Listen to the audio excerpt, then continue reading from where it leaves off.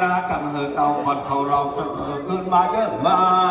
ดีรักเขาผูกแกนมาหลีเลี้ยงเขาผูกเสือมาดูเหือกางกองผ้าพัดจังมากองแก้วแจนำลายมาตายเตี่ยดับนึกหอยนาเขาฟันไงหาตาเขาพันเขาจังมากินแล้วพันหัวหานามูเชตัวงามจังมากินทางเครื่องส้มเธอพาเกือบบ้านเกือบกองมีทางเราเธอพามีถังยาเธอจอกจังจิตแกมพันเขากินแล้วแกมพันบอล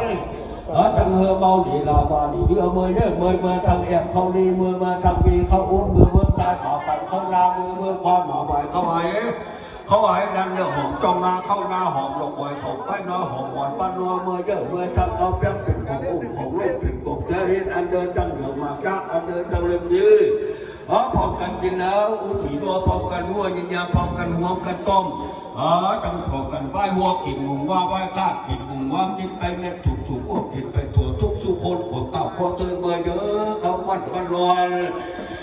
กินอิ่มกินเต็มแล้วเขาวันนอนพ้นลมเจ้าวันเจ้ายาลุ่มไปหน้าป่าห้องยาลุ่มไปไก่คนเสาไปจับควายไปขี่ไปควายจับควายลูกเตะรัดเตะสาวมาเงิน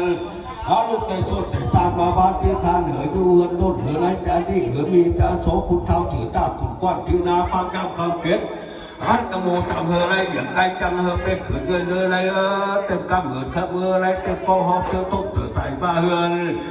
พอเสื้อยาเห็นเข็นเสื้อยาโตเดินมาหน้าเขาพัดมานอนเหออะไรแต่ที่เหอมีแต่โศกตัวจีหมอผ่านงายหน้าผ่านเขาตัวเขาทำควันพี่น้องทั้งแข้งหัวทางเมืองเวียงชัยต้องมีอายุมั่นควันเงินเชิญต้อนรับจากโชคเอาเถิด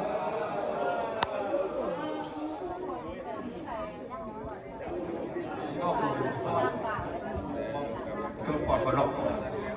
ข้อเขียน